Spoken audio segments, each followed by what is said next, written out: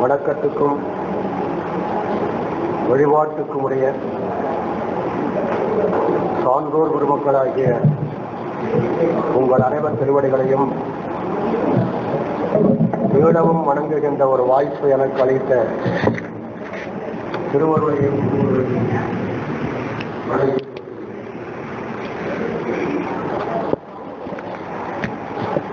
திருவாசக சிந்தனையிலே இடையில் என்று ஒரு வினா எழுப்பப்பெற்றது. அதாவது அட்சய திருதியை பற்றி.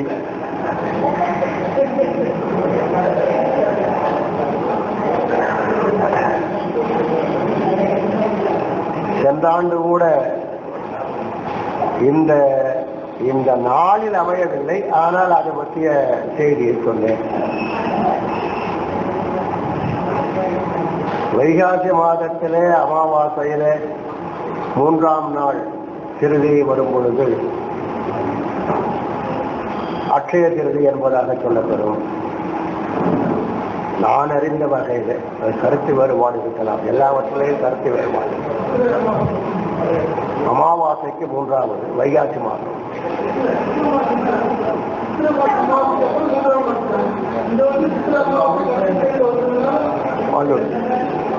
சென்ற ஆண்டு வைகாசியிலே வந்தார்.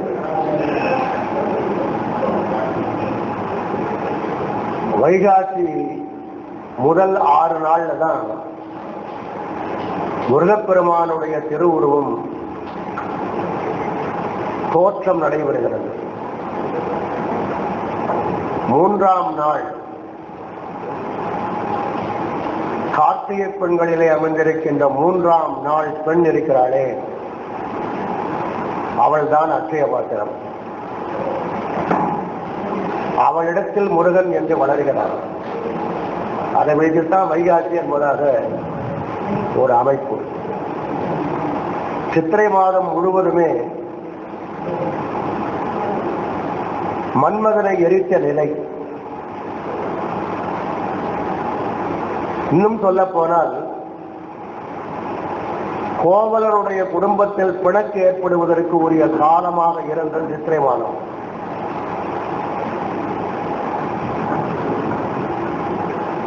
சித்திரை திங்கள் மிகவும் மகிழ்ச்சி தருகின்ற நாளாக அமைந்தது.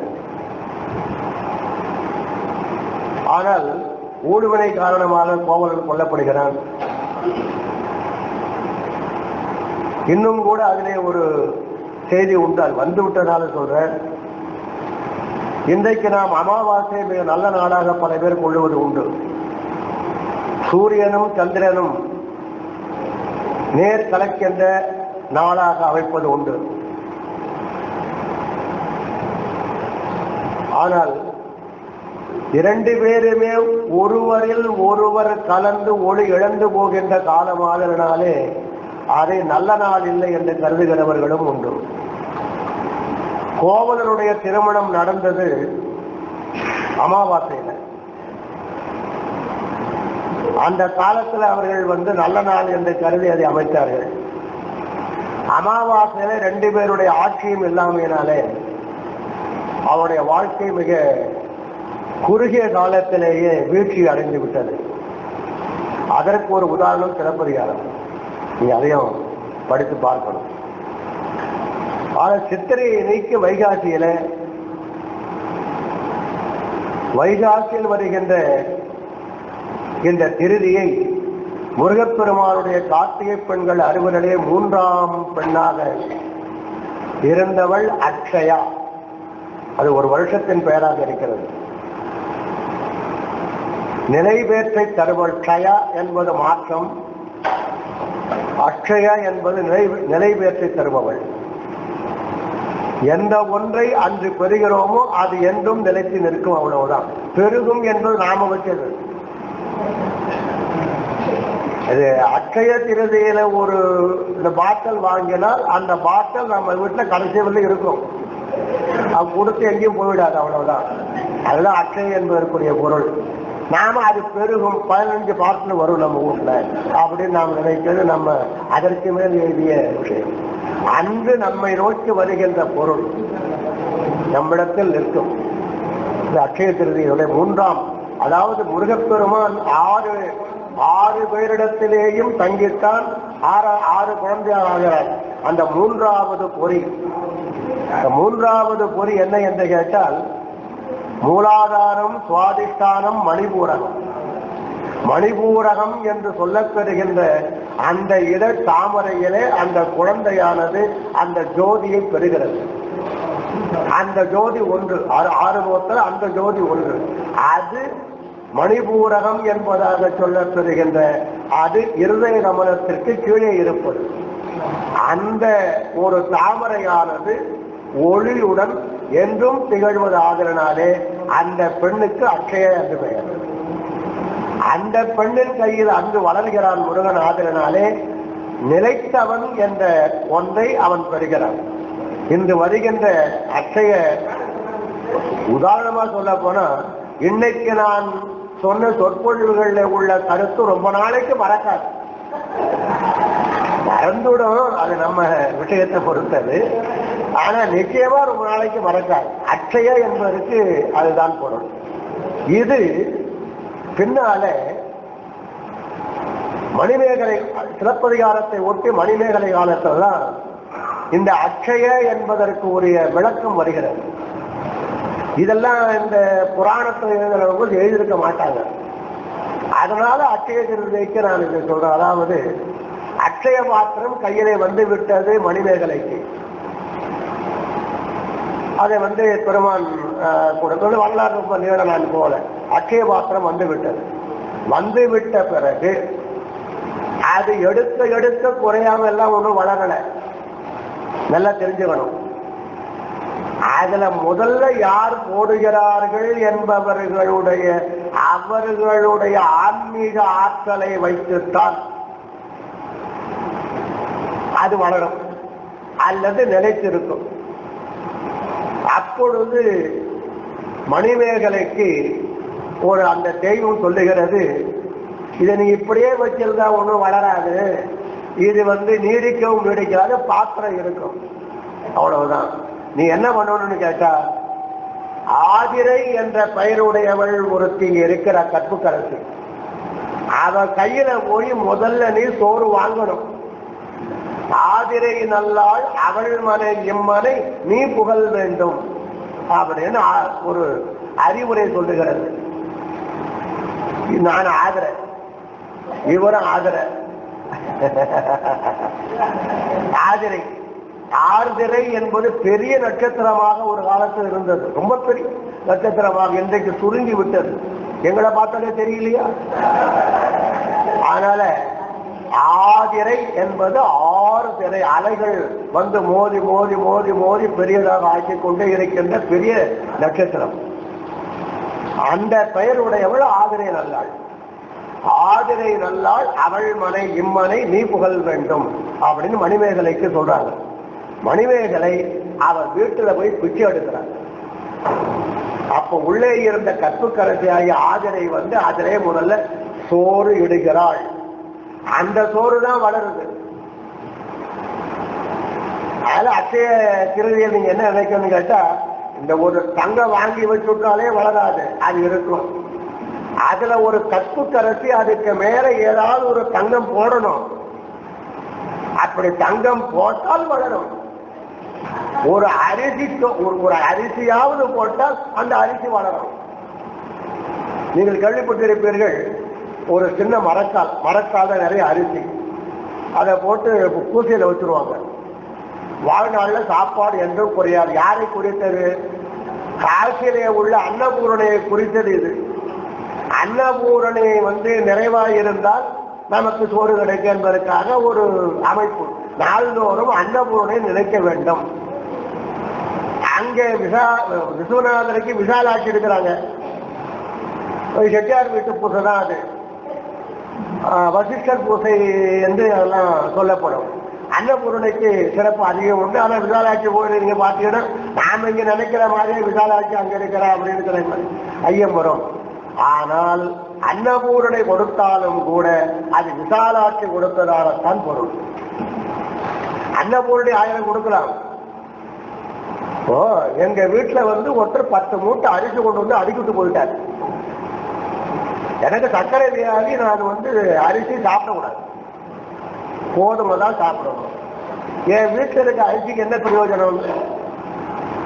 அது மாதிரி அன்னபூரணை கொடுத்தாலும் கூட விசாலாட்சியினுடைய கடைக்கண் பார்வை படணும்.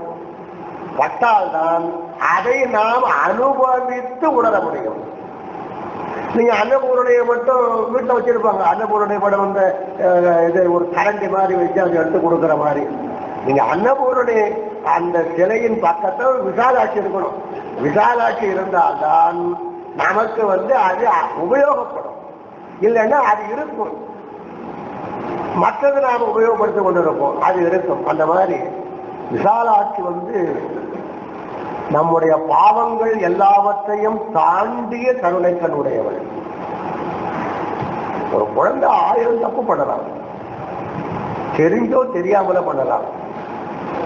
என்னுடைய பிள்ளை தெரியாமல் தான் செய்கிறான் சொல்ற ஒரே ஒரு ஆள் தாய் தான்.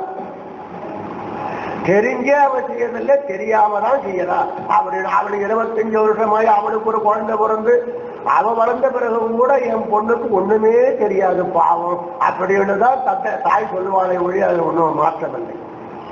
அந்த விசாலாட்சியுடைய கருணை இருந்தால் எது போல என்றால், அட்சய பாத்திரத்திலே ஆதரை நல்லாளுடைய எடுதல் இருந்தால் எப்படியோ அதுபோல திருதியிலே நீங்கள் எல்லாவற்றையும் பெற வேண்டுமானால் சிறந்த கற்புக்கரசி ஒருத்தி, அதன் மேல் ஒரு நீங்க பவுன்னு சொன்னா பவுன், அரிசி என்ன எது வாங்கினாலும் அதுல சிறக்கு என்று சாத்திரத்தை எழுதியிருக்கிறார்கள். நீங்க அரிசி என்ன அதுக்கு மேல ஒரு அரிசி போடணும், அப்பதான் நீங்க அனுபவத்திற்குரியதாக இருக்கும். இல்லைன்னா அது வளர்ச்சி வரும் என்பதாக சொல்லுகின்ற சாத்திரம் இல்லை. என்னை பொறுத்தவரையிலும் முருகன் தவழ்ந்தது அட்சய திருதியில் 3வது பன்னிடத்திலே. முருகன் எல்லாவற்றையும் கொடுப்பவன். ஆனா முருகனே நினையுங்கள், அது ரொம்ப சிறப்பாக இருக்கும். என்னுடைய தனிப்பட்ட கருத்து உண்டு. இதெல்லாம் புஸ்தகத்துல மற்றதுல என்னுடைய தனிப்பட்ட கருத்து ஒன்று உண்டு. அது என்ன என்று கேட்டால், மாகேஸ்வர பூசையில் யார் உணவு அளிக்கிறார்களோ அவர்கள் வீட்டில் உணவு பெறும். சாத்திரம் சிவம் என்று பணிதிரேன். நான் மாகேஸ்வர பூசையில எல்லாரும், அதுதானே நாம எல்லாருக்குமே தீபாராதனை காட்டுற என்ன பொருள் அதற்கு? இவனெல்லாம் சிவம் சிவகணங்கள் உள்ள சிவம் என்று கருதி ஒரு பிடி சோறு கொடுத்தீர்களே, ஆனால் வாழ்நாள் முழுவதற்கும் சோறு கொடுக்கின்ற ஒரு ஆற்றல் உங்களுக்கு பெருகும். என்னை பொறுத்தவரையிலும் அட்சய திருதி என்பது மாகேஸ்வர பூசை தான். காரைக்கால் அம்மையாரை வாழ வைத்தது மாகேஸ்வர பூசை தான். சாதாரண அம்மா, ஒரு ஐயா ஒரு அடியார் சாப்பாடு இருந்து, நீங்க அதுக்காக வடபாயத்தோடு தான் போடணும்னு அவசியமே கிடையாது. இருக்கிறத மனம் வந்தவரை சிவமாக பாவிக்கணும். நம்ம வீட்டுக்கு சிவபரம்பொருள் வந்திருக்கிறார், அவன் அடுத்து துணுவன வருவான், பழக்க தலைவன வரும், அதை பற்றி அவசியம் இல்லை. வந்தவனை சிவமாக நினைத்து, இப்ப நீங்க தலையில ஒரு பூ வச்சு தீபாரண காற்றுடைய நோக்கம் என்ன? இவரை நான் சிவமாக பாவிக்கிறேன். சிவமாக பாவித்தால் உங்களிடத்தில் நிறைய செல்வம் குவியும். மாகேஸ்வர பூசை தான் என்னை சொந்த கருத்து. அட்சய திருதி அதை கொடுத்தா சோறு வரும். சோறு வந்தால் ஜீரணிக்கிற ஆற்றல் வரும். சோறு இருந்து ஜீரணிக்காத போன என்ன வரும்? ஜீரணிக்கிற ஆற்றல் வந்தால் வேலை செய்ய முடியும். வேலை செய்தால் பணம் கிடைக்கும், வாழ்க்கை சிறக்கும், எல்லாமே அதில் வந்துவிடும். அட்சய திருதி என்பதற்கு நான் கொள்ளுகின்ற பொருள் மாகேஸ்வர பூசை என்பதாக சொல்லி நம்முடைய பாடத்துக்கு வரலாம் என்பதாக எண்ணுகின்றேன்.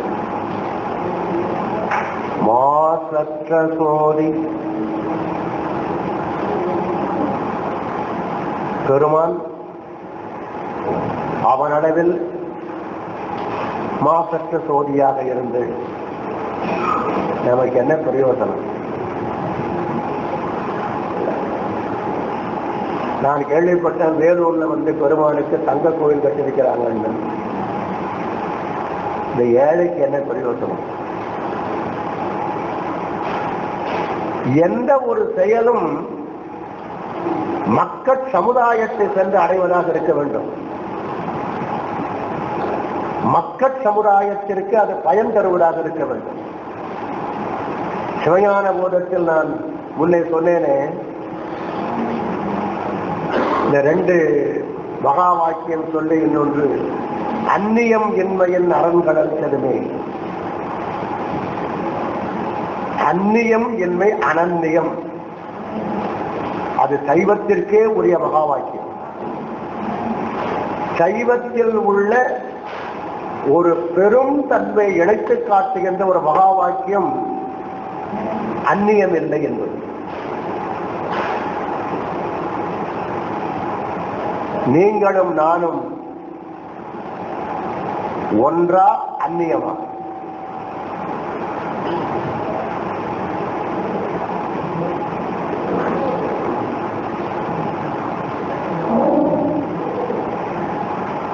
என்ன இந்த கேள்வியை கேட்டு விட்டாரு, எப்படி நாம பேராசிரியரை அந்நியம்னு சொல்றதுன்னு உங்களுக்கு யோசனை. நான் நேற்று சொன்ன உதாரணத்தை சொல்றேன். கூட வந்திருந்தார், அவர் இருந்தாரா எனக்கு தெரியாது. அவர் ஒரு உதாரணம் சொன்னேன். நான் அடிக்கடி சொல்ற உதாரணம், ரொம்ப பிடிச்ச உதாரணம் அது. ஏன்னா அதுக்காக நான் பொட்டு வாங்கியிருக்கிறேன். அதுக்காக அப்படித்தான் நமக்கு அனுபவம் வருது. வேற எப்படி அனுபவம் வருது? எங்க வாத்தியார் என்ன சிதம்பரம் அழைச்சிட்டு போனார்.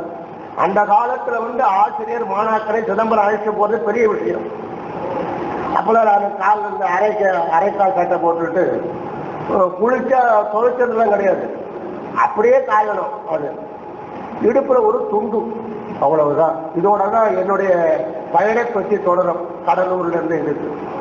அங்க கோயில் அவர் என்னமோ பார்த்தா நடராஜன் அபிஷேகம் பார்த்தாரு, எனக்கு ஒன்றும் தெரியல. எங்க ஆசிரியர் பார்த்தார், அவரோட நான் இருந்தேன். திரும்ப அங்கிருந்து வந்தேன். ஊருக்கு கடலூருக்கு திருப்பாதிப்புலூருக்கு போக போறோம். அடுத்த வண்டியில சாயங்காலம் போக போறோம். நின்ன உடனே அங்க அண்ணாமலை நகர்னு போட்டு போர்டு, இத படி அப்படின்னாரு. அண்ணாமலை நகர் 8ஆம் வேற்றுமை ஆக்கு. இது ஏன் சார் 8ஆம் வேற்றுமை? இதை போய் யார் ஆக்குவாங்க? 8ஆம் வேற்றுமைங்கிறது இலக்கணத்துல பள்ளிக்கூடத்துல படிச்சது. 8ஆம் வேற்றுமை ஆக்கு. கேள்வி கேட்ட உடனே கையில் இருக்கிற, அதாவது ஆசிரியருடைய பொட்டியை நான் தான் தூக்கணும். அது ஏன் பொட்டி? என்னுடைய பொட்டி கிடையாது. நான் அப்படியே வச்சுட்டு கையை கட்டிவிட்டு இருந்தேன். 8ஆம் வேற்றுமையாக்கு தெரியல. 8ஆம் வேற்றுமையாக்கு தெரியல. ஒரு கொட்டு ஓங்கி ஒரு கொட்டு போட்டனா ஒரு தான் இறங்கி ஏறுவேன். அண்ணாமலையே நகர். இன்னைய வள்ளி மறக்கல. அவர் அடிச்ச அடி மறந்து போய் என் வாழ்வை வளப்படுத்திய கொட்டு. நான் சுருங்கியது உண்மை அன்னைக்கு. ஆனா வளர்ந்தது எதனால் என்று கேட்டால் என் ஆசிரியர் கொட்டிய கொட்டு. இப்ப அடிச்சா ஆசிரியர் சிறையில போடுவார். எங்க காலத்துல அப்படி இல்லை. அவர் சொல்லிக் கொடுத்த இலக்கணம் என்னை காப்பாற்றினது. அண்ணாமலை அது மாதிரி கொட்டு வாங்கி ஒவ்வொரு விஷயத்தையும் தெரிந்து கொண்ட ஒரு அனுபவத்தினால நான் அந்த விஷயத்தை உங்களுக்கு சொல்ல வருவதற்கு காரணம் நான் பெற்ற அனுபவம். அது ஒரு குறை இல்லை, தெரியவில்லை என்பதல்ல, அது ஒரு அமைப்பு. ஏற்காக சொல்லுகிறேன், அனுபவத்தின் மூலமாகத்தான் நீங்கள் ஒரு பொருளை சிந்தித்து தெரிந்து கொள்ள வேண்டுமே ஒழிய இந்த படிப்பினாலே இதனாலே வருகிறது என்பதெல்லாம் நீங்கள் அமைத்துக் கொள்ளக்கூடாது. நம்முடைய பாடத்திட்டத்தை எடுத்துக்கொண்டால் சோதியாக இருக்கின்ற இறைவன் மாசற்ற சோதியாக இருக்கின்றான். அந்த மாசு என்பது மன அழுக்கை நீக்கக்கூடிய ஒளி அவனிடம் மட்டுமே இருக்கிறது. இந்த இடத்துல என்ன பொருள் கொள்ள வேண்டும் என்று சொன்னால், மாசை அருமாறு செய்த சோதி. என்னுடைய உள்ளத்திலேயும் ஆன்மாவிலேயும் இருக்கின்ற குற்றங்களை எல்லாம் மாசுகளை எல்லாம் அறுப்பதற்காக இருக்கின்ற சோதி மாசற்ற சோதி. மாசை அறுத்த சோதி மாசற்ற சோதி. அவன் மாசற்ற சோதியா இருந்தா நமக்கு என்ன வேலை? அவன் பெரிய அவன் அகடுதா சாமர்த்தியசாலி, அவனுக்கு எல்லாம் அவனுக்கு இருக்கிறத பற்றி எனக்கு கவலையில இறக்கத்தான். அதைத்தான் நேற்றும் சொன்னேன். நான் உங்களுக்கு அந்நியம் இல்லை, நீங்களும் எனக்கு அந்நியம் இல்லை. அத்தனை பேரை எழுத சொன்னா தனித்தனியா எழுதுவோம். நான் நேற்று ஒரு உதாரணம் சொன்னேன்னு சொன்னேன்.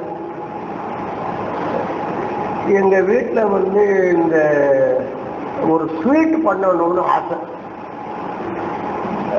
85 வயசுல 81 வயசு என்ன ஸ்வீட் வேண்டி இருக்குது, கடையில வாங்கி சாப்பிட்டா. இல்லை இல்லை, நாம ஸ்வீட்டை செய்யுது. 2 பேருக்கு என்ன ஸ்வீட்டு? நீ என்ன ஸ்வீட்டா பார்த்தியோ, நான் உன்ன ஸ்வீட்டா பார்க்கிறேன், சரியா போய் சொல்ல முடியுமா? இல்லை, ஸ்வீட்டு செய்யறது. அவனை முடிவு பண்ணி சீட்டு குடிக்கும் போடும்போதுமே அந்நியம் வந்துடுது. எப்ப சீட்டு குளிக்கு போடுறோமோ அப்பவே அந்நியம் வந்தாச்சு. நாம சொல்றது அவங்க சொல்ல ஏத்துக்கல, அவங்க சொல்ற நாம ஏத்துக்கல. 2 பேருக்கு நடுவில் சீட்டு குளிக்கு போட்டு, சீட்டு குளிக்கு போட்டல வந்தது மைசூர் பாகு. மைசூர் பாகு இந்த ஜிலேபி இதெல்லாம் வராது இந்த வயசுல. அந்த வயசுல செய்தது இந்த வயசுல வராது, வேணாம், வேற ஏதாவது ஒரு ஸ்வீட்டை வச்சு. இல்ல, மைசூர் பாகு சீட்டுல வந்து அப்புறம் தெய்வம் போச்சுக்குவேன். சீட்டை கொடுப்ப தெய்வம் ஆச்சே. அதனால எல்லாம் போட்டு தட்டுல போட்டு எல்லாரும் சுத்தணும். சுத்தன பிறகு ஒரு ஆசை வந்து போச்சு, இதை அழகா அறுத்து அந்த கடையில வைப்பானே அந்த மாதிரி வச்சு நமக்கு எதுக்கு இப்ப அழகு அப்படியே காட்ட. இல்லை இல்லை இல்லை, நல்லா செய்வாங்க அப்படின்னு அதை எடுத்து இப்படி கீறுனா அதுல 25 வரணும், 20 தான் வந்தது. அளவுப்படி அதை எடுத்து தனியா வச்சாச்சு. ஒரு தட்டுல கொஞ்சம் இருக்குது, இது உதிர்ந்தது போனது. இந்த அழகா எடுத்து வச்சமே அதற்கும் இந்த உதிரிகளுக்கும் அந்நியமா அந்நியம் இல்லையா? நீங்க கதையெல்லாம் விட்டுடணும், அதெல்லாம் போய் இந்த அழகா எடுத்து வச்ச அந்த மைசூர் பாகு இருக்கிறது அதற்கும் உதிரிகளாக இருக்கிற இவைகளுக்கும் உறவு அந்நியமா அந்நியம் இல்லையா?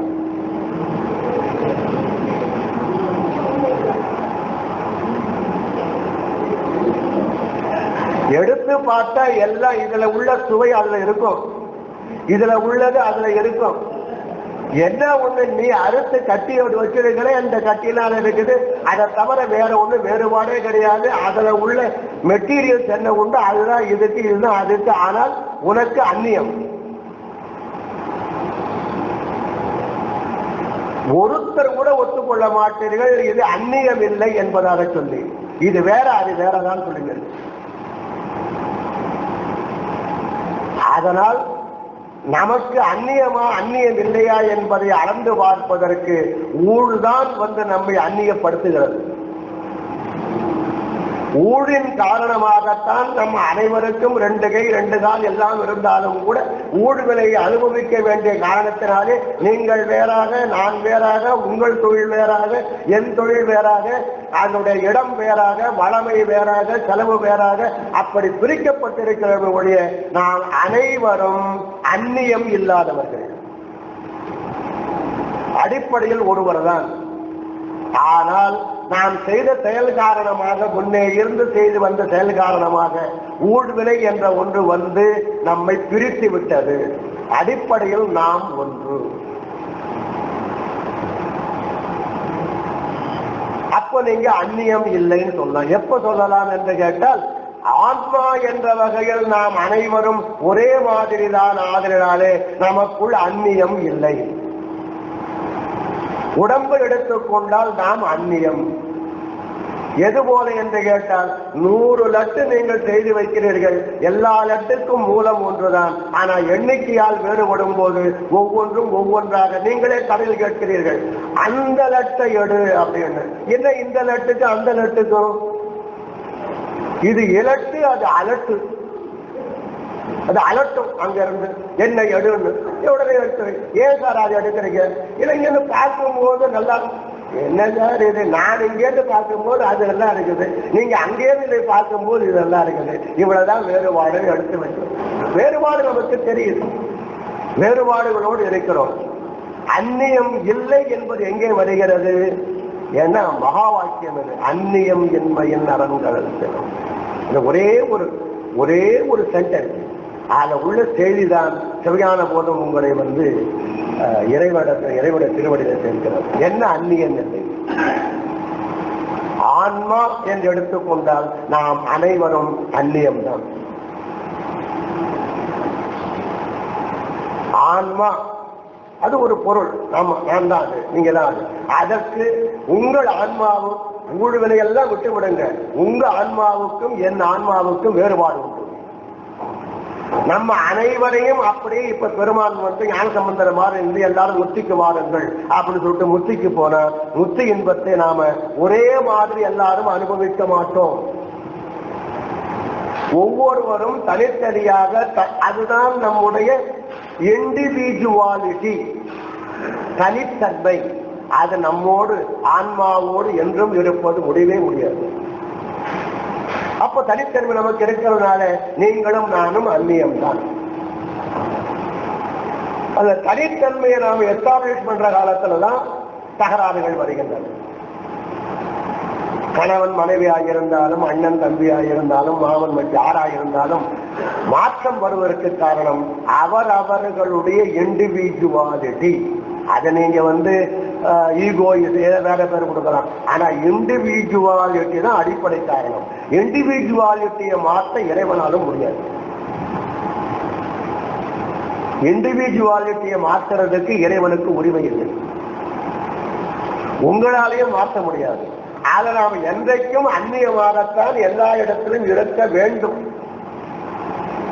வெளிநாட்டில் உள்ள தமிழர்கள் எல்லாம் ஒன்றாக இருக்கிறார்கள், தமிழ்நாட்டு தமிழர்கள் ஒன்றாக இல்லைன்னா எங்கே இருந்தாலும் கூட இண்டிவிஜுவாலிட்டி இருக்கத்தான் செய்யும். செயல்ல நமக்கு தெரியலங்கிறத தவிர இண்டிவிஜுவாலிட்டி உண்டு. சரி, அப்படின்னா அந்நியம் இன்மைன்னு ஒன்று கொள்றாரு. அந்நியம் இன்மை நமக்கு எங்கேயாவது இருக்குதா என்று கேட்டால் ஒரே ஒரு இடத்துல தான் அந்நியம் இன்மை இருக்கு. அது உடம்பில் இல்லை, உடம்புலே அமைந்திருக்கின்ற அமைப்புகளில் இல்லை, ஊழ்வினையில் இல்லை, ஆன்மாவில் இல்லை. இதெல்லாம் இயற்கை. பரம்பொருள் ஒருவன் தான் நம் அனைவரிடத்திலும் ஒரே ஆள் எல்லாரிடத்திலையும் வருகிறார். நமக்கு அந்நியம் இல்லை என்று சொன்னால் என்ன என்று அதற்கு பொருள்? உங்களிடத்தில் இருக்கின்ற இறைவன், என்னிடத்தில் இருக்கின்ற இறைவன், இங்கே உள்ள அனைவரிடத்திலையும் இருக்கின்ற இறைவன், அனைத்து இறைவனும் ஒரே பரம்பொருள். அவன் எந்த சாதியாக இருக்கலாம், எந்த நிலையில் இருக்கலாம், அவன் அனைவருக்கும் பொது. அவன்தான் நம்மை அந்நியமில்லை என்பவனாக ஆக்குகிறான்.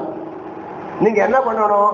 ஒருவரை பார்க்கும் பொழுது இவர் எனக்கு நண்பர், இவர் எனக்கு பகைவர், இவர் பக்கத்து வீட்டுக்கார் என்றெல்லாம் இல்லாமல் என் ஆன்மாவில் இருக்கின்ற இறைவன் தான் இவர் ஆன்மாவிலும் இருக்கிறான் என்று கருதி நீங்கள் கும்பிட்டால், நான் அன்றே சொன்னேன், பாத்திரம் சிவம் என்று பணிதிரேன். பாத்திரம்னா நீங்க குச்சி எடுத்து கூடாது. நீங்க நமக்கு முன்னால நிற்கிற பொருள் பாத்திரம், நான் ஒரு ஆள், அது ஒரு பொருள். நீங்க அவரை பார்க்கும் பொழுது ஒரு கும்பிடு போடணும். என்ன நினைச்சு கும்பிடு போடணும்? என்னுள் இருக்கின்ற இறைவன் தான் அங்கேயும் இருக்கிறான்.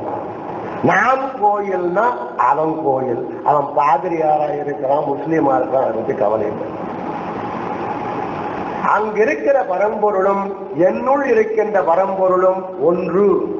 நினைத்தால் நமக்குள்ள என்ன உறவு மலரும் என்று கேட்டால் அந்நியம் இல்லை, அனன்னியம் என்ற உறவு அப்பொழுதுதான் மலரும். அதை தவிர வேறு எந்த வகையில் நீங்கள் எடுத்தாலும் கூட நம்மிடத்தில் அந்நியத்தன்மை வந்து சேர்ந்துவிடும்.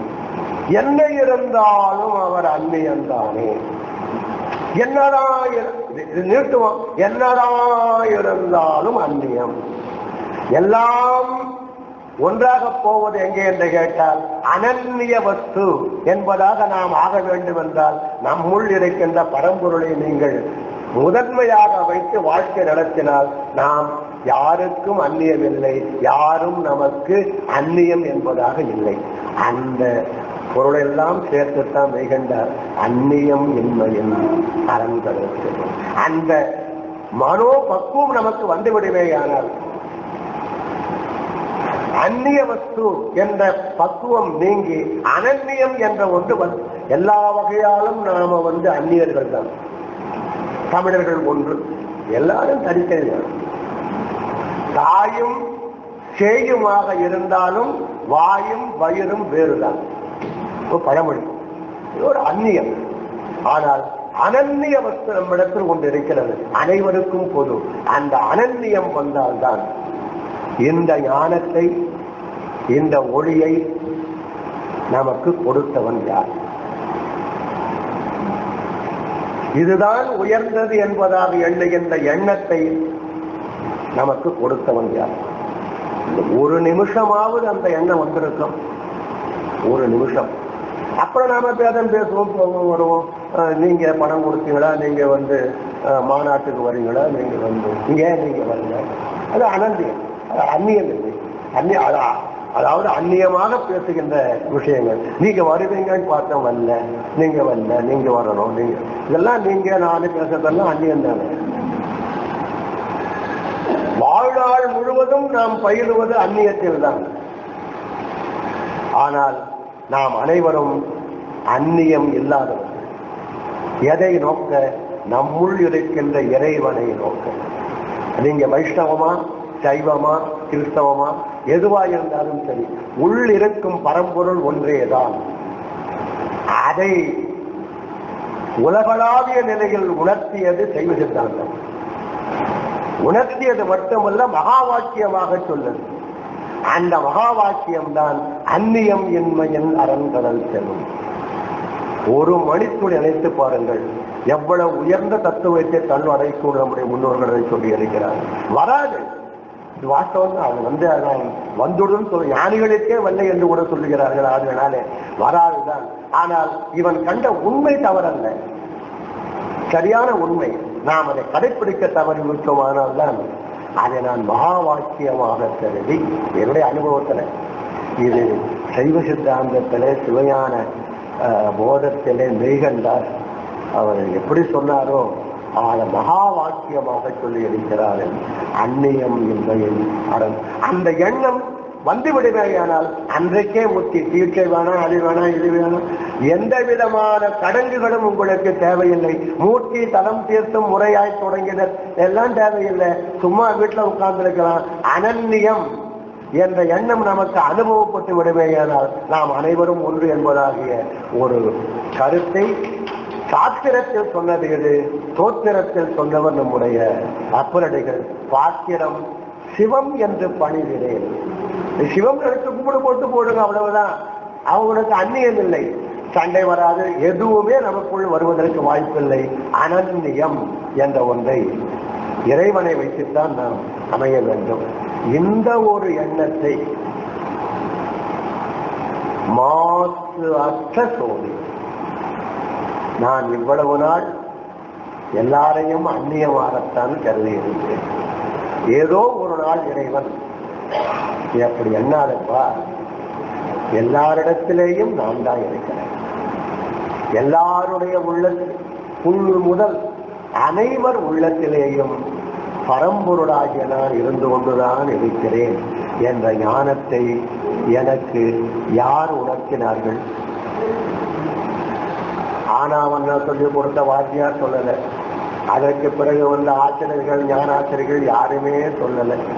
ஏதோ ஒரு நாள் இந்த திருவாசகத்தை படிக்கும் போது இறைவன் இதற்கு இந்த பொருள் நீ அனுபவத்தில் பார் என்று சுட்டி காட்டினானே, அவன் என்னோடு இருக்கின்ற அனன்னிய வஸ்து, அந்நியன் இல்லாத அவன் தந்த ஞானம். அவன் எனக்காகவே இருக்கிறான். என்னை பண்படுத்தி கொஞ்சம் கொஞ்சமாக உயர்த்துவதற்காகவே அவன் என்னுள் இருந்து கொண்டிருக்கிறான். அதனாலே அவன் எனக்கு இதை கொடுத்து, அப்ப நான் இந்த திருவாசகத்துக்கு வேறு பொருள் காணுகிறேன். மாசற்ற சோதி, குற்றமற்ற ஜோதி வடிவானவன் நான் முதல்ல நானே தான் உரை எழுதினேன். ஆனா இந்த அனுபவம் வந்த பிறகு என்னுள் இருக்கின்ற மாசை அறுத்த சோதி அவன். அவனுக்கு மாசு இருந்தா என்ன, இல்லாத போன எனக்கு என்ன? நாம தான் கதை கேட்கிறோமே, விநாயகர் எப்படி வந்தாருன்னா அம்பாள் தான் மேல இருந்த அழுக்கு எல்லாம் உருட்டி உருட்டி அங்க வச்சு அதுல வந்தவன் சொல்றாங்க இல்லையா? நான் என்ன சொல்றேன், இந்த கதையை நாம கேட்டேன்.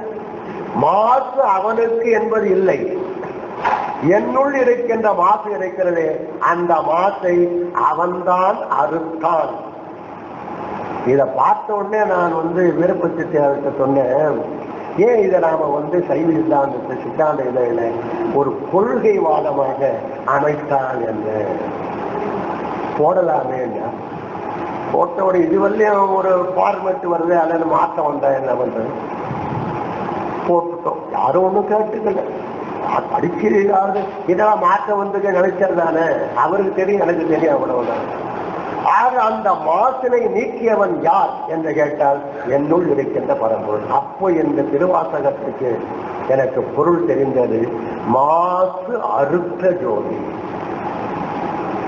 என்னுள் என்ன மாதிரி எல்லா இடத்துல இருக்கிறது, அவள் சொல்லவில்லை, அவ்வளவுதான்.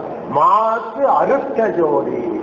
மாசு அவன் இல்லைன்னு நாம சொல்றது பெரிய இலக்கணமா? இறைவனுக்கு துன்பம் இல்லை அதுல பெரிய இலக்கணமா? அது கடவுளுக்கு துன்பம் இல்லை அப்படின்னு சொல்ல பெரிய இலக்கணமா? கடவுளுக்கு தூசி இல்லை, கடவுளுக்கு வெப்பம் இல்லை. இல்லை, இது நேர்த்தோட்ட சொன்னார், கடவுளுக்கு தான் ரொம்ப வெப்பம் அதிகம், தலையிலேயே தண்ணி மூட்டையை வச்சுட்டு இருக்கிறாங்க, வெப்பம் ரொம்ப தாக்கம் அவருக்கு தான் வந்தது அப்படின்னு. சரி போ, அது அவருடைய கருத்துக்கு. அவனுக்கு குற்றம் இல்லை, என் குற்றத்தை அறுத்தான். மாசு அறுத்த ஜோதி. அற்ற என்பது மாசினை இல்லாமல் செய்த ஒளி வடிவானவர். ஒரு ஒளி, பேரொளி. அது அவனுக்கு என்ன காலத்துல வச்சிருக்கான தெரியாது, அவன் எப்படி இருக்கான தெரியாது. என்னுடைய உள்ளத்தில் இருந்த இருட்டு இருக்கிறது, குற்றம் இருக்கிறது, அந்த குற்றத்தை அவன் இல்லாமல் செய்து விட்டான். அதனாலே மாசற்ற சோதி. அடுத்து சொல்லுகிறார், மலர்ந்த மலர்ச்சுடர். இந்த உலகத்தில் எங்கும் இல்லாத ஒரு உவமை, யாரும் இந்த வரிக்கு உரை எழுத முடியாது. சுடர் என்பது நெருப்பு சம்பந்தமான ஒரு விஷயம். ஒளி அது இருக்கிற இடத்துல ஒரு மலர் மலர்ச்சியா இருக்குமா? நல்ல யோசனை பண்ணி பாருங்க. ஒரு பூவை வச்சுட்டு அந்த பூ மேல ஒரு நெருப்பு துண்டு வச்சா அது மலர்ச்சியா இருக்குன்னா நீங்க எப்படி ஒத்துக்கிறீங்க? மலர்ந்த இது வச்ச பிறகுதான் இது மலர் தான். இது அதை விட நம்மால புரிந்து கொள்ள முடியாத ஒரு விஷயம். இந்த ஜோதியை வச்ச பிறகுதான் அது மலர்ந்து மலர்ந்த மலர்ச்சுடர். நாம படிக்கும் போது இந்த எண்ணத்தோட படிக்கிறது இல்லை. நமக்கு இருக்கிற அவசரம் ஆபீஸுக்கு போகணும், அந்த சமயத்தை சீக்கிரம் படிச்சு நான் இன்னைக்கு சிவகானம் படிச்சுட்டு தான் வந்தேன் அப்படின்னு சொல்லணும். சாப்பாடு அப்பதான் போடுவாங்க, சிவகானம் படிச்சுங்களா படிச்சுட்டு வாங்க, வந்த பிறகு சாப்பாடு அப்படின்னுவாங்க. அப்படி படிக்கிறோம். மலர்ந்த மலர்ச்சுடர். ஒரு ஒளி என்கிட்ட இருக்கு. முன்ன சொன்னது அவன் யாரு? பரம்பொருளுடைய இலக்கணத்திலே மாசற்ற சோதி. அது என்கிட்ட இருக்கு. என்கிட்ட அவன் எப்படி இருக்கிறான் என்று சொன்னால், இது சுடர். சுடர் என்று சொன்னால் தூண்டுகோல் தேவை, அடிக்கடி எண்ணெய் ஊற்றணும், சிட்டம் கட்டி கொள்ளும், அது எரியும். அதாவது விளக்கை விட கொஞ்சம் மேலாண்மை. விளக்கு அதை விட மோசம், சிறு ஒளியாது. இது கொஞ்சம் பெருசு சுடர். சுடர் என்று சொல்லுவது இப்போ ஞாயிறு, நிலவு, நட்சத்திரம் இதெல்லாம் சுடர் என்று சொல்லுகின்ற ஒன்று. ஆன்மாவும் சுடர். நீங்க அந்த லிஸ்ட்ல அதை வச்சுக்கணும். விளக்கு மாதிரி வச்சுக்கூடாது. ஆன்மாவும் ஒரு சுடர் பொருள். அது சோதி பொருள். பரம்பொருள் சோதி பொருள். இது சுடர் பொருள். சோதியே சுடரே சூழ் ஒளி விளக்கே சுரிகுடல் பனைமுலை மடந்தை பாதியே எல்லாம் சொல்றாரு இல்லையா? சோதி எங்க சொல்றாரோ அங்க சுடர், அங்க விளக்கு. மூன்று சோதியே சுடரே சூழ் ஒளி விளக்கே. சூழ் ஒளின்னு சொன்னா விளக்கு சம்பந்தம் இல்லை. சூழ் ஒளி விளக்குன்னு சொன்னா அந்த வெளிச்சம் மட்டும் அப்படி ஒரு ரவுண்டா இருக்கும், அது கீழே கருப்பு இருக்கும். வெளிச்சம் இருக்கும், அது கொடுக்குற வெளிச்சம். நீங்க எலக்ட்ரிக் பல்ப் உடனே பார்க்க கூடாது. இது அது இல்லை. விளக்கணும்னு இதை பார்த்துட்டு நீங்க சொல்லுவோம். அந்த விளக்கு வச்சா அது கீழே ஒரு இருட்டு இருக்கும், எங்கேயாவது ஒரு இருட்டு இருக்கும். இது எதுக்காக சொல்லப்பட்டது அப்படின்னு கேட்டா, எவ்வளவு ஞானியாக இருந்தாலும் உலகத்தாருக்கெல்லாம் விளக்கை போல இருந்து எல்லாவற்றையும் அவன் சொன்னாலும் அவனுக்குள்ள ஒரு இருட்டு இருக்கும். அதுக்காக விளக்கு. நாங்கள் நாள்தோறும் விளக்கேற்றுவதற்கு காரணம், இப்ப அது கிடையாது. லைட்டாக ஒன்று போட்டுட்டு சுற்றி தட்டுட்டு போயிட்டு அது வெடிரவல்லி எரியட்டும், சாமிக்கு வெடிரவல்லி வெளிச்செடுக்கட்டும் இப்ப வந்துட்டு. மடத்துல எந்த மடமாக இருந்தாலும் அந்த மடத்துல முகப்பு வாயில ஒரு பெரிய அகல் விளக்கு இருந்தே தீர வேண்டும். நீங்க இப்ப போய் பார்க்கிற மடங்கள்லாம் இருக்கான்னு பாருங்க, இருக்காது. நீங்க சொல்லுங்களா, நீங்க போன மடத்துல இருந்ததா? வெளியில இருக்கணும். இந்த வாசற்படியை நாம ஒண்ணு சொல்றவே, அந்த வாசற்படி அப்படி உள்ள தாண்டின ஒண்ணு தனி இடம் ஒன்று வைத்து அதுல ஒரு பெரிய விளக்கு இருக்கணும். அது விளக்கு என்னன்னு கேட்டா எரிந்து கொண்டே இருக்கணும் 24 மணி நேரமும். அப்பொழுதுதான் அது விளங்கு மணி மாடம் அது இருக்கணும். அங்க ஒரு லைட்டு போட்டுறேன், எலக்ட்ரிக் லைட்டு போட்டுறேன்னு சொன்னா அது நமக்கு ஏன் ஒத்துக்கொள்ளலாம், அது அணைஞ்சிடும். இது அணையாம பார்த்துக்கணும். அதுக்காகவே தூண்டாமணி விளக்குன்னு ஒண்ணு வச்சான். இதுக்கு கல்வெட்டிலேயே நுந்தா விளக்குன்னு சொன்னான். அழியாமல் என்று. இப்ப நீங்க அண்ணா சதுக்கத்துல போனா ஒண்ணு எரிந்து கொண்டே இருக்குன்னு நீங்க சொல்றீங்கல்ல, நம்ம வீட்டுல பட்டு ஏன் அது எரியக்கூடாதா என்ன? ஒரு விளக்கம் இருக்கின்ற இடம் என்று சொன்னால் அந்த விளக்கத்தில் ஒரு விளக்கு இருக்கணும். நீங்க எவ்வளவு லைட்டு போட்டிருந்தாலும் ஒண்ணு இருக்கணும். நாம விளக்கு ஏற்றி அங்க வச்சிருக்க விளக்கு, அது கீழே ஒரு கருப்பு இருக்கும். அது என்னன்னு கேட்டா, எந்த இடத்திலேயும் என்ன வெளிச்சம் வைத்தாலும் உள்ளே ஒரு அறியாமை இருக்கிறது அப்படின்னு உணர்த்துற தத்துவம். நான் இப்ப விளக்க விட்டுடுறேன், ஏன்னா அதுல போனா அப்புறம் மாகேஸ்வர பூசை வந்துடும், அப்புறம் நாளை ஆகினால. சுடர் சுடர்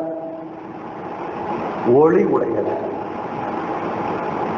சோதி அது பெருசு, இது தூண்ட வேண்டியதில்லை, தானே இருக்கும். தானே இருப்பது மட்டுமல்ல, மற்றவர்களுக்காக இருக்கும்.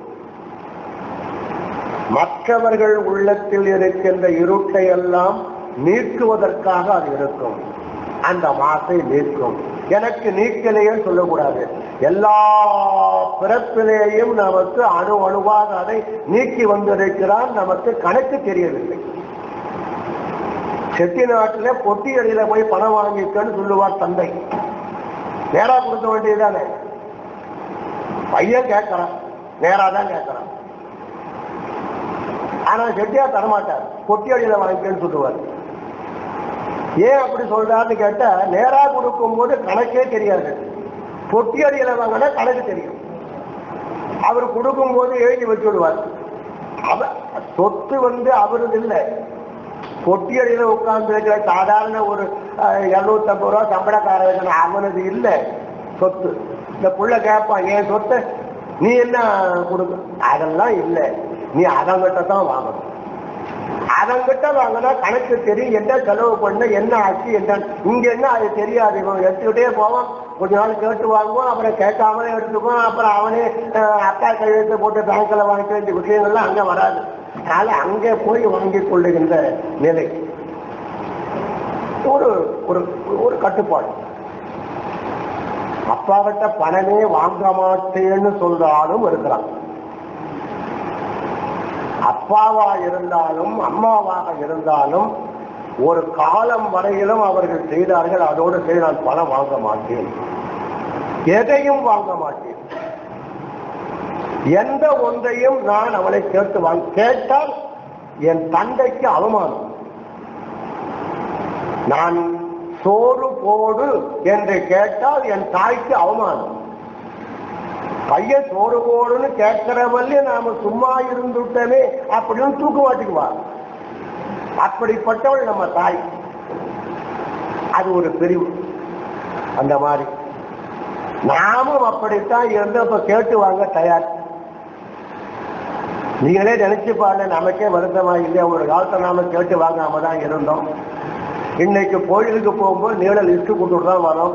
அடுத்த நாள் போகும்போது நேற்று கொடுத்த லிஸ்ட் என்ன ஆச்சுன்னு கேட்கிறோம்.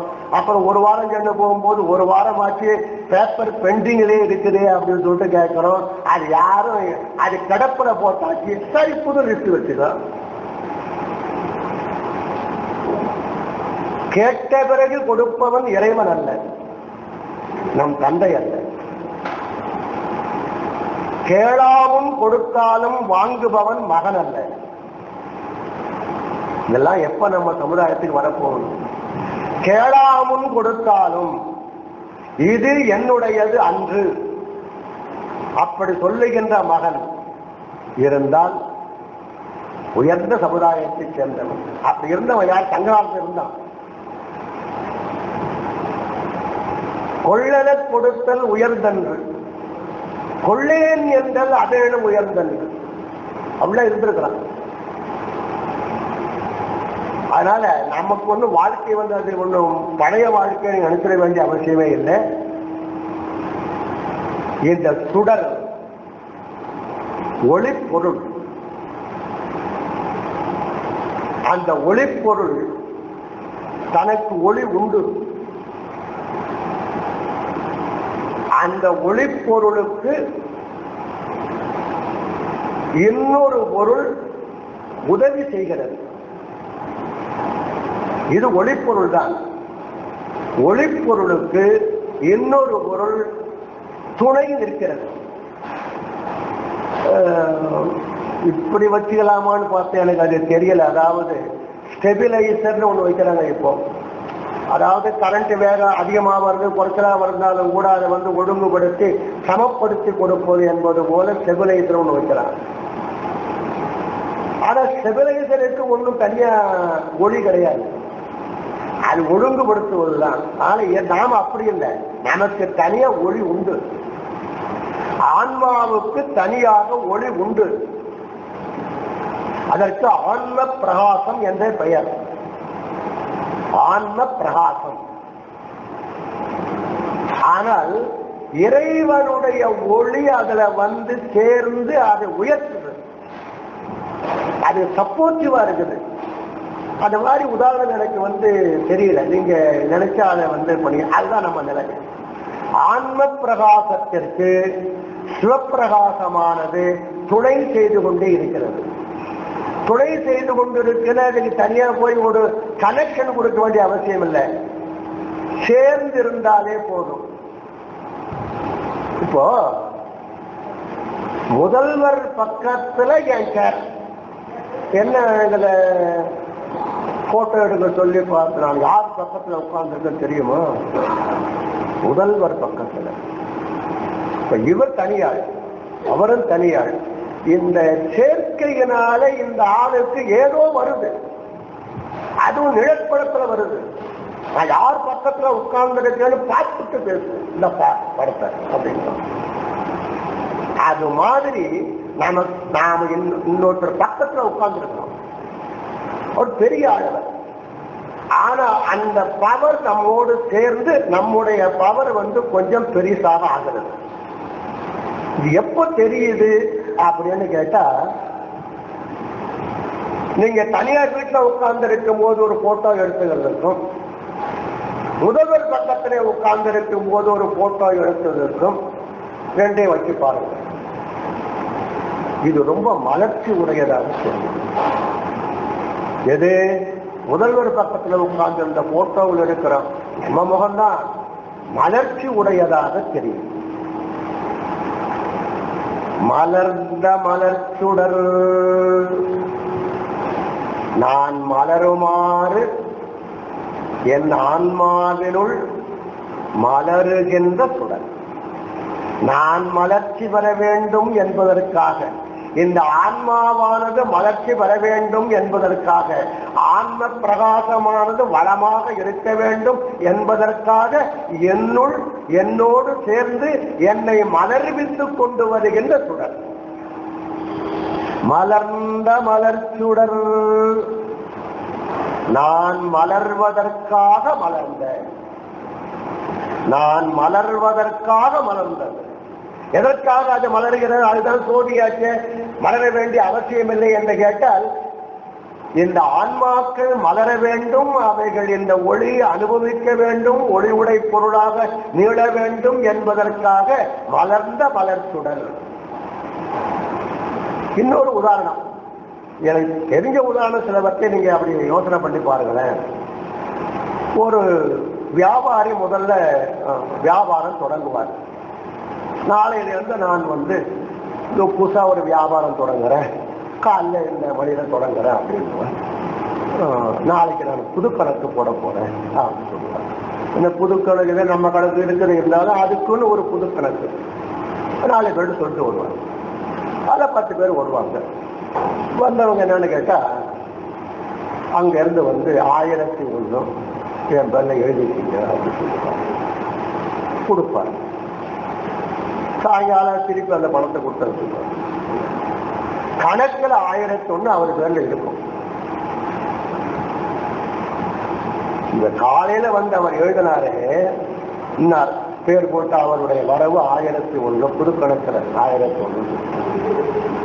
பணத்தை அவர் சாயங்காலம் கொடுத்து சொல்லுவார். கணக்கில் இந்த 1001 இருந்து கொண்டே இருக்கும். எதுக்காக இருக்குது இது? இதுக்கு வட்டி கிடையாது, ஒண்ணுமே கிடையாது, இது இருக்குது. அடுத்த வருஷமும் கணக்கு புது கணக்கு போடும் பொழுது இதை அவர் அப்படியே எழுதுவார். போன வருஷம் அந்த கணக்குல அது அப்படியே வரும். அதுபோல விநாயகர் அவங்க வழிபடு தெய்வம் எல்லாத்தையும் எழுதிவிட்டு கடைசியில வேண்டியவர்கள் அவங்க கொடுத்தாங்களே, அது பணத்தை திருப்பி கொடுத்தாங்க சொல்லுவார். விவகாரம் முடிஞ்ச போது எல்லாம் செட்டில் ஆகிருக்கு, அதை பத்தி இல்லை. ஆனா அந்த பேர்ல இருந்து கொண்டே இருக்கும். எதுக்குன்னு சொன்னா, இந்த கணக்கு மலர்வதற்காக மலர்ந்தது. அது முதல் நாள் எழுதினாங்களே, அவங்க எதுக்காக எழுதினார்கள் என்று கேட்டால், இந்த கணக்கு மலர வேண்டும், வளர வேண்டும், மலர்ந்து சிறக்க வேண்டும் என்பதற்காக மலர்ந்த எழுதி வைத்த கணக்கு. அது பணப்பட்டுவாடாவுக்காக வரவில்லை. இந்த வியாபாரம் பெருக வேண்டும். அதுபோல பெருமான் மலர்ந்த மலர்ச்சுடர் நான் மலர வேண்டும் என்பதற்காக, இந்த சுடர் சுடர்ன ஆன்மா, ஆன்மாவின் ஒளி, இது மலர வேண்டும் என்பதற்காக தான் முன்னே மலர்ந்து எனக்கு துணை செய்து என்னை மலர வைத்தது. நான் மலருவதற்காக மலர்ந்தது, நான் விளங்குவதற்காக விளங்கியது. அப்படிப்பட்ட ஒரு சுடர் தான் என்னுள் இருக்கின்ற சுடர். அதை சொல்றார். நான் ஒளி பெறுவதற்கு காரணம் நீ அல்லவா முதல் நாள் என்னை ஏற்றி வைத்தாய், அதிலிருந்து தானே என்னுடைய சுடர் ஒளியானது விளங்கிற்று என்ற பொருளிலே மலர்ந்த மலர்ச்சுடர் மாசற்ற சோதி, மலர்ந்த மலர்ச்சுடர் ஒளிதான். இருட்டை நீக்கி நமக்கு ஒரு இன்பத்தை தருகிறது. நாம் எதையும் இன்னும் அனுபவிக்கவில்லை. ஒளி அனுபவமே ஒரு இன்பம். இருட்டு வீட்டில் இருந்து கொண்டிருக்கிறோம், கரண்ட் இல்லை, இருளாக இருக்கிறது. என்ன நமக்கு வந்த குறை? துன்பப்படுகிறோம். என்ன வந்து விட்டது? இப்ப நமக்கு ஒரு குறையும் இல்லை. யாரும் வந்து நம்ம அடிக்கல, போகல, வெல்ல, எல்லாம் ஒண்ணும் இல்லை. ஒளி தெரியாமையே நமக்கு துன்பம். ஒரு ஒளி தெரியவில்லை என்றாலே துன்பம். அதுபோல ஒரு பாட்டுக்கு பொருள் தெரியவில்லை என்றால் துன்பம். ஒரு கேள்விக்கு பதில் சொல்லவில்லை என்றால் துன்பம். இந்த துன்பம் எப்படி வருகிறது என்று கேட்டால் ஏதோ ஒரு இல்லாமை. அது ஒன்றுமில்லை, இறைவன் நம்மோடு கொள்ளுகின்ற தொடர்பை கொஞ்சம் நிறுத்துறான். கொஞ்சம் அவன் தன்னை விலக்கிக் கொள்கிறான். அப்படி விலக்கிக் கொள்ளும் போது நமக்கு துன்பமாக தெரிகிறது. இது துன்பம் நாம வெளிச்சத்தால நினைக்கிறமே ஒழி அது இல்லை. இறைவன் நம்மோடு அந்த தொடர்பு இருந்து கொண்டிருக்குமேயானால் நாம் இருட்டில் இருந்தாலும் ஒளியில் இருப்பதாகவே இருந்து கொண்டிருக்கும். நமக்கு துன்பமே வராது. துன்பம் என்பது எப்போது வருகிறது என்று கேட்டால் இறைவனுக்கும் நமக்கும் உள்ள அந்த தொடர்பில் இறைவன் கொஞ்சம் அப்படி விலகிறான். விலகும் போது நமக்கு துன்பமாக நாம் அனுபவிக்கிறோமே ஒழிய துன்பம் என்ற ஒன்று நமக்கு தனியாக அனுபவப்படவில்லை. இன்பம் இல்லாமை துன்பம், இன்பம் இல்லாமை துன்பம். இந்த இன்பம் இல்லாமை என்பது என்ன என்று கேட்டால் வேற ஒன்றும் இல்லை, அதனுடைய தொடர்பு. வேறு ஒரு உதாரணம் வச்சு விடுகிறேன். ஒரு நல்ல சோஃபாவில் போய் உட்கார்ந்து இருக்கிறீங்க. சோஃபா வசதியா இருக்குது. இந்த மாதிரி ஆள் உட்காந்து அதனுடைய கைப்பிடிக்க நான் போய் தான் அதை போய் அமைக்கணும். ஏன்னா அவளோட பெருத்த ஆள் இல்லை பாருங்க, தனியா இருக்கு. அதை போய் கை வச்சு பார்க்கணும், இந்த பக்கம் போய் கை வச்சு பார்க்கணும், இந்த பக்கம் சாஞ்சி பார்க்கணும். இருந்தாலும் சோஃபாவில் இருக்கிறேன்னு எண்ணம். ஒருத்தர் பெரியவர் வந்து விட்டார். உடனே அந்த வீட்டுக்காரர் வந்து கூப்பிட்டு, ஐயா ஒரு நிமிஷம் நீங்க அங்க உட்காருங்க, அவர் வந்து போயிட்டு கூட நீங்க உட்காரலாம். என்ன தப்பு நடந்து போச்சு? நாம சோபாவில் உட்கார்ந்து இருக்கோம். இதை விட்டு பிரிய சொல்ற, இந்த இருக்கிற இடத்தை விட்டு கொஞ்சம் நீங்க வந்து போற வரலையும் அது எதிர்பாராம அவர் வந்துட்டார். அவருக்கும் தனியா பண்ண முடியல, இதுலதான் இருக்கணும். கொஞ்ச நேரம் நீங்க அப்படி, இது எனக்கு அவமானம், நான் அங்கு சென்று அமர மாட்டேன், துன்பம் அப்படின்னு நினைச்சிட்டு நாம போறோம். என்ன உனக்கு வந்து இதுல இருந்து பிரிந்தது? இறைவன் உன்னை பிரித்து பார்க்கிறான். சுகமாக நீ என்னோட இருக்கிறப்பா, கொஞ்சம் அப்படி விலகிற, நான் விலகி இருக்கிறேன் எப்படி துன்பமாக இருக்கிறோம். துன்பம் என்ற தனி அனுபவம் நமக்கு இல்லை. இது சாஸ்திரங்கள் சொன்னது நாம துன்பத்தை தான் அனுபவிக்கிறோம் என்பதை பற்றி நான் சொல்றேன். அது இல்லை, நீ இன்பத்தில் இருக்கிறாய். இன்பத்தில் இருந்து கொஞ்சம் நகர்ந்து அங்கே அப்படின்னு சொல்லி நகருவதற்கே நமக்கு துன்பம். நாளை பெருமான் நம்மை கொஞ்சம் அப்படி நகர வைக்கிறான். நமக்கு துன்பம் வருகிறது என்றால் நகர வைக்கிறான் அர்த்தம். நீ கெட்டில பிடிச்சது உடனே எப்போ குழந்தை வந்து கீழே விடறான்னு சொல்ற உடனே அழுத்தி கட்டவே பிடிச்சது. அது போல அப்பா நீ என்ன வந்து, அதைத்தான் மணிவாசக பெருமான் தாளே கைவிடேல் எனையே, கைவிடேல் எனையே, நீ கை நழுவுற மாதிரி தெரியுதே, கைவிடேல் எனையே, என்ன இப்ப கைவிட்டா கீழே விட போற அவ்வளவுதானே? இல்ல கை விட்டாலே எனக்கு துன்பம், இந்த கையை பிடிச்சிட்டே இருந்தாதான் எனக்கு அப்படின்னு மணிவாசகர் கதறுவதற்கு காரணம் இந்த பிரிவு. அந்த பிரிவை நாம் ஏற்றுக்கொள், அது என்னவோ பொருட்டு நாம் நினைக்கிறோம். அதைத்தான் சொல்றார் இவர். அந்த சுடர் நீ மலர்வதற்காக மலர்ந்தது, அது கொஞ்சம் விலகினா உன்னுடைய சுடர் இல்லாமல் போய்விடும், அது துன்பம். அதனாலே மலர்ந்த மலர் சுடர் நான் மலருமாறு, நான் வாழுமாறு, நான் விளங்குமாறு, நான் அறிவுடையவனாக இருக்குமாறு, என்னை பிறர் புகழுமாறு, என்னை புகழ வைத்தும் விளங்க வைத்தும் உயர்வு பெற வைத்தும் என்னோடு இணைந்து இணைந்து இணைந்து